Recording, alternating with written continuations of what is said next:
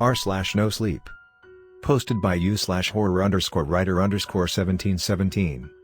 I'm a truck driver, and there's a reason why you should never drive on country roads. I lay on a table next to a roaring fire. My hands were bound, and I was surrounded by figures in black robes. The beautiful young woman who looked like she was still in her teens approached me holding a nasty-looking knife encrusted with jewels. "Please don't do this," I said. She flashed a wicked grin and raised the knife over me, holding her breath for a moment before she plunged it toward my chest. 12 hours earlier. I'd never been a big fan of trucks. Why I drove one for a living was beyond me. I think it started out like so many other things. You just think you'll do it for a while and the next thing you know 10 years have passed and you're still doing the same thing. If this story was just about letting time slip away because I was too scared or too complacent to make a change, this would be a very boring story indeed. But it's not. There are many people who see things they shouldn't, or more to the point who see things they wish they hadn't.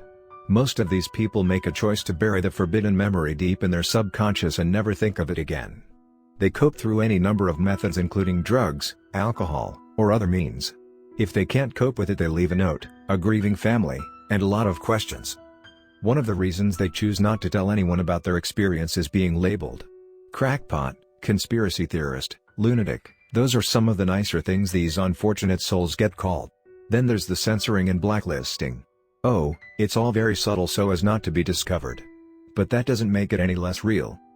My story started on a bright, sunny day when it seemed like nothing could possibly go wrong. That should have been my first clue. But how could I have expected any less? Driving down the country road with the window down, the sun shining, a balmy 80 degrees outside, the music blaring from the radio as I sang along desperately trying to stay in key. The fields were full of vegetables in their prime growing cycle. It was like everything was perfect for that one moment. I just wish that moment could have lasted. When my front passenger side tire blew, my good feelings were shattered. I went 10 rounds with the steering wheel trying to keep the truck on the road, but it was futile. Finally, having no other option, I yanked the wheel hard toward the left. It teetered on the edge of balance for a moment before the wheel bit into the asphalt. Going 55 when the wheel dug in was catastrophic. The truck suddenly turned into a gymnast doing a routine on the mat. Fortunately, I had already delivered my parts for the day. If not, I would have worried about a driveshaft or a transmission flying through the plywood wall that separates the cab from the back of the box truck and turning me into a bloody pancake. I think I had enough to worry about as the truck flew through the air, taking me with it. Everything seemed to move in slow motion as the truck's momentum turned it sideways and started it rolling. I had no idea how many times it flipped, I just knew how hard I was praying and how tightly I gripped the steering wheel. When it finally stopped and settled, the truck was sitting back on its wheels.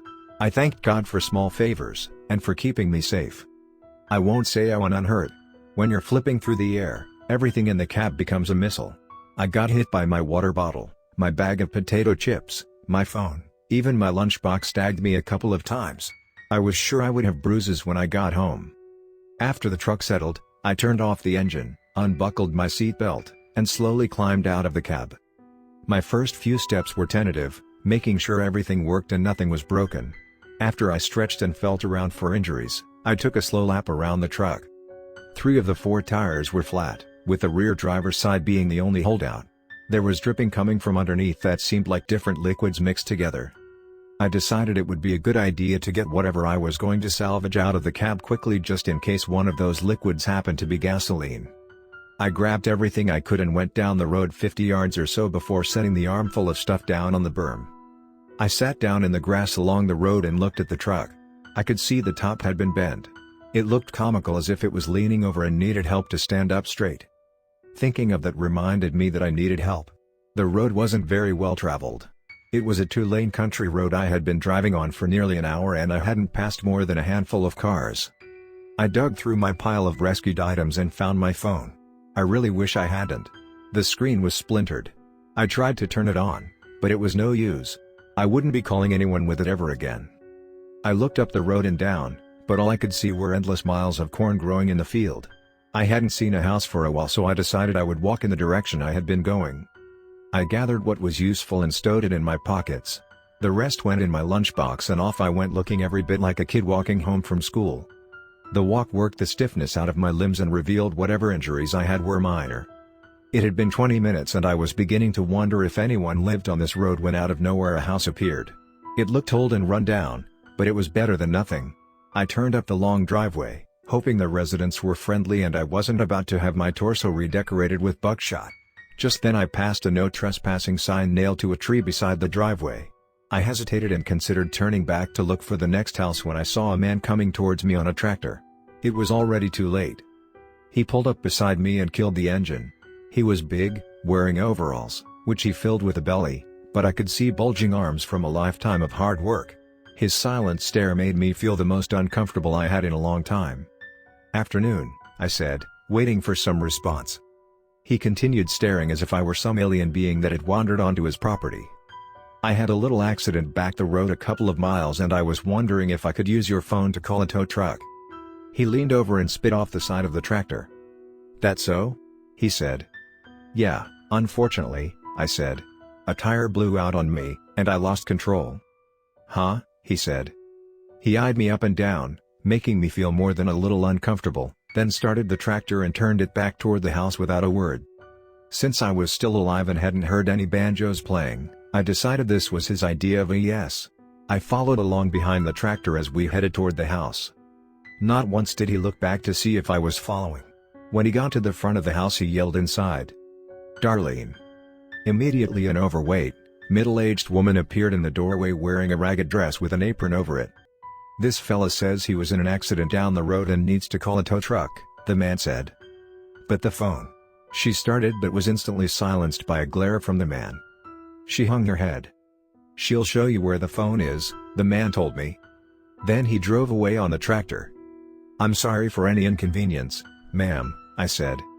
"It's no trouble," she said, looking up but not meeting my eyes. "The phone's in here." She stepped inside and held the door open for me to follow. The inside of the house was a stark contrast to the outside. It was clean and very well kept. I was surprised to see the portraits hanging on the wall had no dust on them at all. She led me down a hallway that ended in an immaculate kitchen.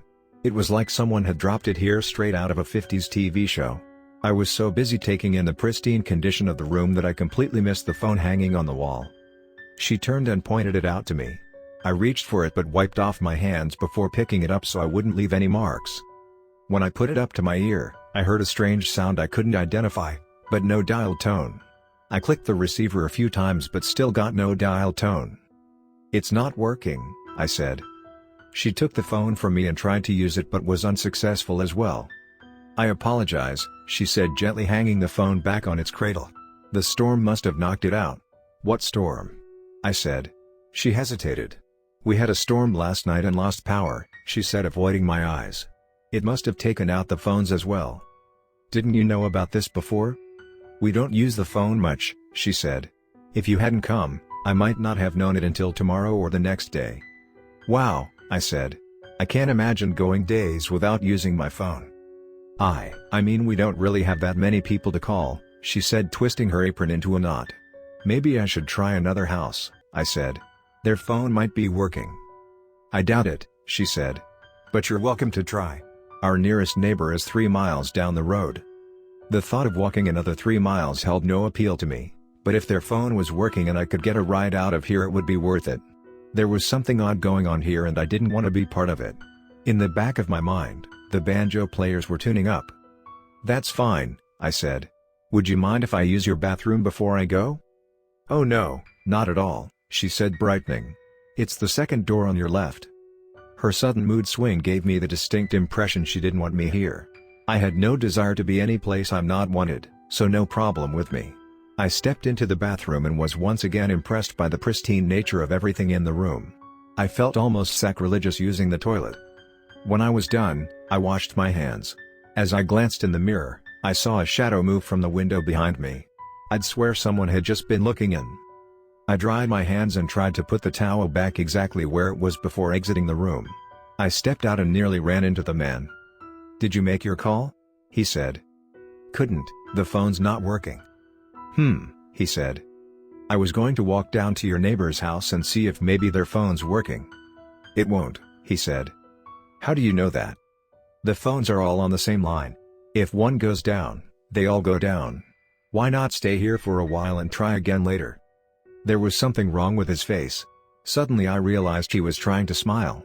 The problem was it came across as super creepy. The other problem was I had no reason not to wait here. No reason I could put my finger on. No reason except the creeping suspicion in the back of my mind that something wasn't right here. But how do I tell that to a farmer who's half again my size and looks like he could bend me into a pretzel? "Sure, I'll stick around for a bit," I said, wearing my friendliest smile. We went back into the kitchen. His wife seemed startled to see me return. She seemed even more startled to see her husband smiling. I sat in a chair at the table. "Okay," I thought. "Just sit here and take a break. Don't make eye contact, and whatever you do, don't accept any." "Would you like a drink?" he said. "Sure," my mouth said, making my mind say, "Doh." The woman brought over a glass of water, and I tried to just sip it, but it was nice and cold. I hadn't drunk anything in a while and didn't realize how thirsty I was. I downed it in one go. At least I kept enough self-control that I didn't give a big, "ah," at the end. I sat the glass down on the table. "Would you like another?" she said. "No thank you. I was just thirsty from walking." "What do you deliver with your truck?" he said. "Car parts," I said. "I deliver to local repair shops." They both wore the polite, "Isn't that interesting?" looks that told me it wasn't interesting to them at all. Darlene rose from her seat. "I should be starting supper," she said. "Would you like to stay and have supper with us?" "Oh, no, I don't want to trouble you," I said. "It's no trouble," the man said.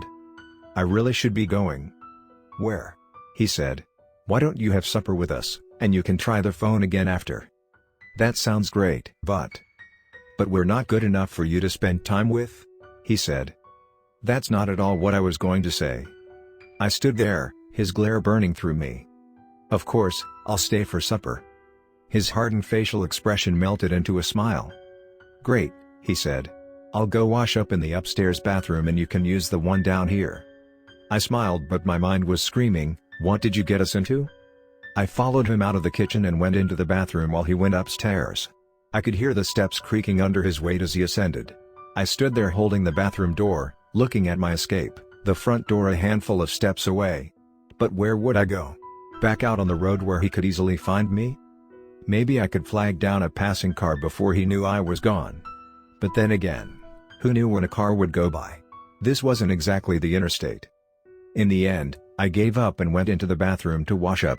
Not knowing exactly what that meant other than washing my hands, I decided to wash my face too, just in case. As I dried my face, I saw the shadow in the window again. I tried to play it cool and put the towel back on the rack, then slid over toward the window and darted toward it.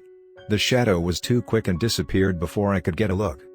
I came back over to the mirror and stared into the tired eyes of a man in his late 30s who had traded his dreams for a secure job. "You must be crazy," my reflection said. "Why don't you crawl out that window and get away from here?" I turned and looked at the tantalizing window. When I turned back to the mirror, my reflection was still there. "You want me to take the risk of escaping while you sit nice and comfy in your frame," I said. "Why don't you escape?" My reflection glanced at the window but didn't make a move toward it. "That's what I thought," I said to the reflection. I stepped out of the bathroom and was greeted by the most delicious smell. I glided into the kitchen and drank in the smell of glorious food. "What's that amazing smell?" I said. Darlene jumped and turned around, brandishing a large spoon in self-defense. "I'm sorry, I didn't mean to scare you," I said. "It's all right," she said, her cheeks turning red. "I'm not used to anyone coming to the kitchen until I call for them." "Do you need any help?" "Help?" she said, looking at me like she didn't understand the word. "Yeah, help, like with setting the table," I said. "Oh, no, I always take care of that," she said. "But thank you." I went to the table and sat down, watching her glide through the kitchen with practiced ease. In no time, plates, glasses, and silverware appeared on the table. I noticed 5 place settings including the one where I sat. I was about to ask about the others when she yelled, "Supper." It startled me when I realized it was the loudest I'd heard her say anything. The man came through the door first, followed by a boy maybe 11 years old. Next came a shapely young woman who seemed to be in her teenage years and in the throes of puberty. I quickly glanced away from the fact that she was developing all the right curves in all the right places and her face looked like it belonged on the cover of a magazine. The man's eyes bored into mine and I suddenly found the pattern on the dishes to be the most interesting thing I'd ever seen. Darlene brought over a large bowl and a plate full of biscuits. 3 hands each grabbed a biscuit, the man took 2, and began to disassemble them on their plates, then poured the gravy over the remnants of the biscuit. "Well, what are you waiting for?" the man said to me. "Help yourself." I took a biscuit and separated it in half, then poured gravy over it that had chunks of meat in it. "What kind of meat is this?" I said, inhaling the tantalizing aroma. "Chicken," Darlene said, darting her eyes toward the man. "It smells amazing," I said, picking up my fork and diving into the gravy-soaked biscuit. "Aren't you forgetting something?" the man said. I looked around and found all eyes on me as my fork froze halfway to my mouth. I paused and set it down, then folded my hands as the others had already done. "Dear Lord," the man said. "Thank you for the hands that prepared this meal and for blessing us with another day of life. Please help this fella to find his final destination and bless us to do your bidding, amen." I opened my eyes and everyone else was already devouring their meal. I picked up my fork, checking to be sure I wasn't going to be admonished for eating this time, and began devouring as well. To call the simple fare delicious would be an understatement. It was hands down the most incredibly tasty meal I'd ever eaten. I shot Darlene my biggest smile. "This is really delicious," I said. The man glared at me. The children shot curious looks at me. Darlene blushed and looked away. "What?" I said. "We're not big on compliments around here," the man said. "We do what needs to be done and don't expect a fuss to be made about it." "Oh. Sorry?" I said, unsure if I was really being made to apologize for complimenting someone. The man grunted and everyone went back to eating. I kept my eyes on my plate to avoid any further mistakes. When my plate was empty, I looked at the 2 remaining biscuits. "You can have another if you want," the man said. "Only if no one else wants it," I said. The man looked around the table. "It's still on the plate, ain't it?" "Yes." "Then nobody else wants it." I tentatively reached for the delectable lump of dough, waiting to see if anyone would change their mind. When no one did, I pulled it apart and doused it in the golden gravy. Within 2 minutes it was gone. I sat back, feeling satisfied as Darlene cleared the table and did the dishes. I considered offering to help, but after the compliment speech, I was pretty sure that wouldn't go over very well. "Do you mind if I try the phone again?" I said. The man gave me a dismissive wave which I took for yes, and I left the table only to be disappointed by the continued lack of a dial tone. "Still no luck?" the man said. "Nope." "Why don't you stay here for the night?" he said. "Oh no," I said. "I couldn't impose on you like that." "It's not imposing," he said. "We have a spare room." I couldn't, really. "Okay, how about this?" he said. "You stay the night. If the phone doesn't work in the morning, I'll drive you home." "You do that?" He smiled. "Absolutely. How can I refuse?" I said. "Great, I'll show you to your room." I followed him up the stairs to the end of a long hallway. There were 3 doors on the left-hand side and 2 doors on the right. We went to the last door on the left and into a beautiful bedroom. "Wow, this is amazing," I said. He looked around. "It's just a room," he said. "If you need to use the bathroom, it's across the hall." "Thank you very much," I said, holding out my hand. He grabbed it and shook it with a wide smile. "My pleasure."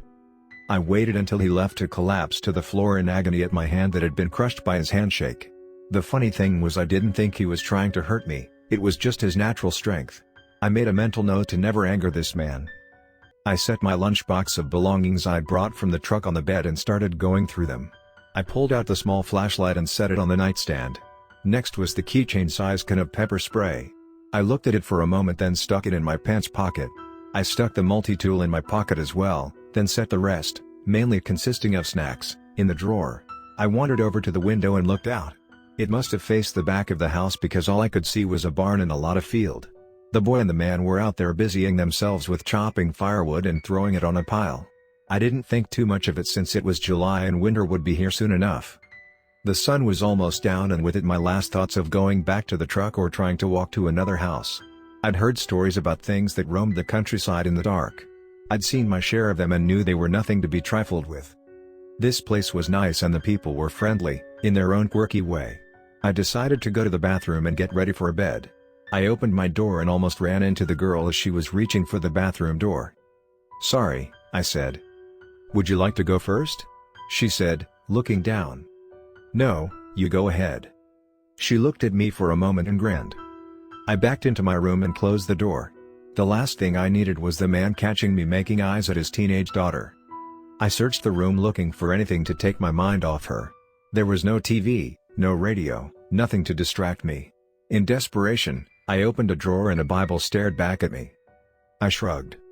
Maybe the good book will help me keep my mind off bad things. I flipped it open, stopped on a random page, and read. James 1:14, 15-14 But each person is tempted when they are dragged away by their own evil desire and enticed. 15 Then, after desire has conceived, it gives birth to sin, and sin, when it is full grown, gives birth to death. Great, I thought, slamming the book closed and tossing it back in the drawer. Just then there was a light tapping at the door. I went to it and opened it only to find the girl standing there just inches from me. "I'm done if you'd like to use the bathroom now," she said. "Thank you," I said. She nodded and walked down the hall. It took every ounce of willpower not to watch her walk away in her nightdress. I darted across the hall and shut the door. 5 minutes later I opened the door to go back to my room but found the way blocked by the man. He stared down at me. "Enjoying yourself?" he said. "I'm sorry?" I said, starting to sweat. "Is the room okay? Are you enjoying yourself?" "Oh, yes, very much, thank you." He smiled and nodded, then stepped into the bathroom and closed the door. I glanced down the hallway and there stood Darlene. She saw me and stopped, then went into her bedroom. I turned and went into my room, closed the door, and tried to shake off this eerie feeling that no one wanted me here, but they were all pretending they did. I laid down in the comfortable bed, leaving my clothes on.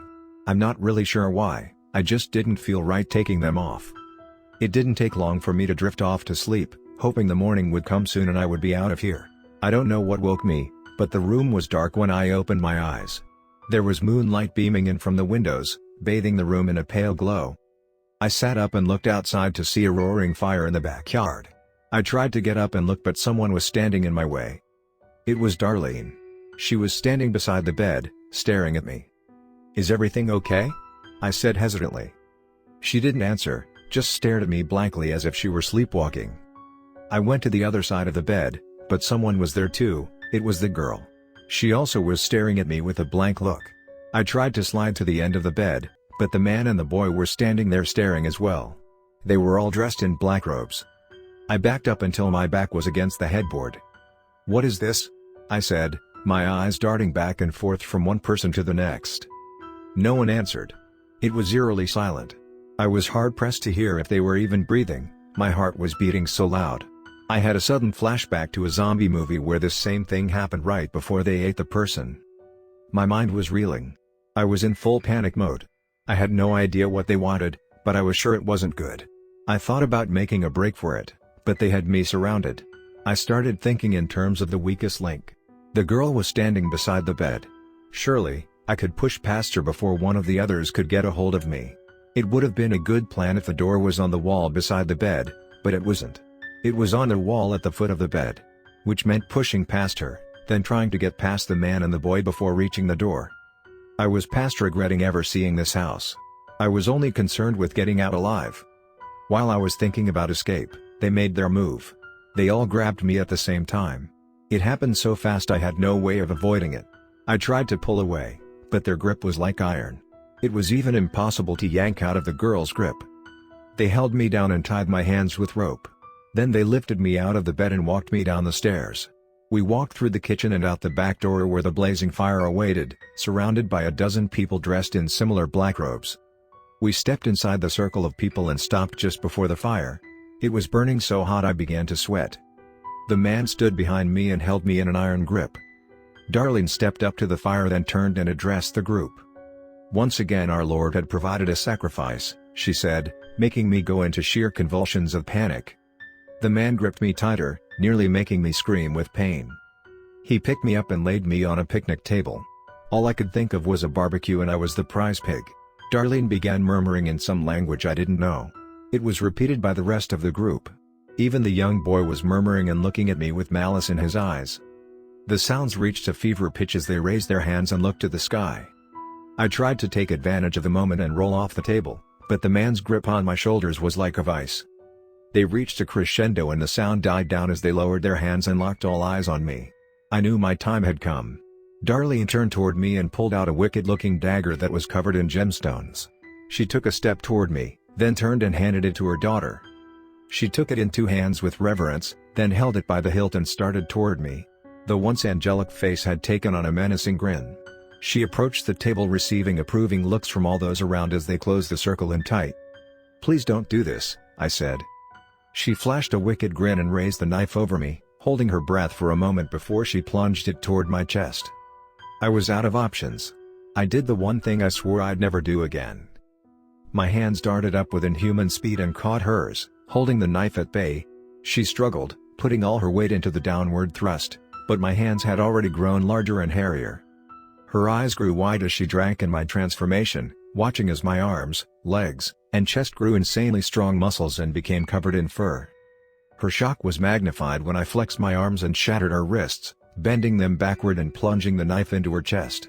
Her mouth fell open to scream and I filled it with my claws, ripping straight through the back of her head. I grabbed her throat and ripped it out. She fell, blood pouring from her neck, her eyes frozen in a state of shock. The man tried to wrestle me back down, but I towered over him, grabbing him by the torso and throwing him down on the table, shattering it in his back. I grabbed his arms and legs and twisted them together, hearing the bones snap as I made him into a human pretzel. Darlene was next. She, like the others, had come to the realization that their little ceremony had gone wrong. I leapt in front of her, grabbed her arms, and ripped them out of their sockets. I then stabbed her in the heart with the sharp broken bones.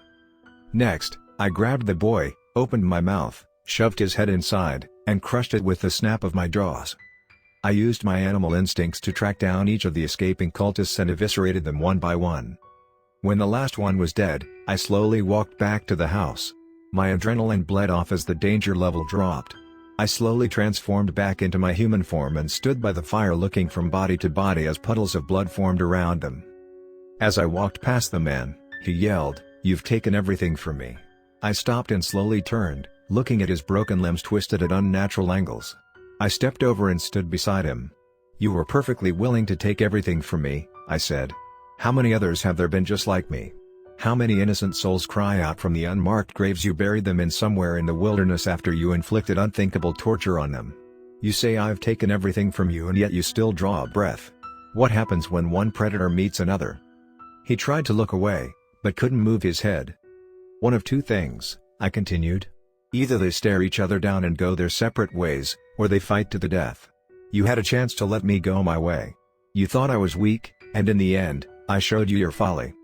I stepped over and ripped the sacrificial knife from the dead girl's chest, stepped back over to him, placed it to his throat, and slashed across, watching the spray of blood drain what was left of his useless life.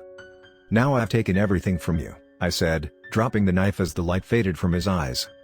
I went to the fire and picked up a piece of burning wood, then threw it through the kitchen window. I walked down the driveway and onto the road. The moonlight lit my way as the sound of crackling wood grew less the further I walked down the road toward the place I called home. You may wonder why I wrote this. You might say I was telling on myself, and the police might have a few questions for me. That's the benefit of people who don't want to believe those who say they've seen extraordinary things. The truth remains shrouded behind the mask of doubt and unbelievability. The real reason I wrote this is as a warning. Never take strangers for granted. You never know who or what they are.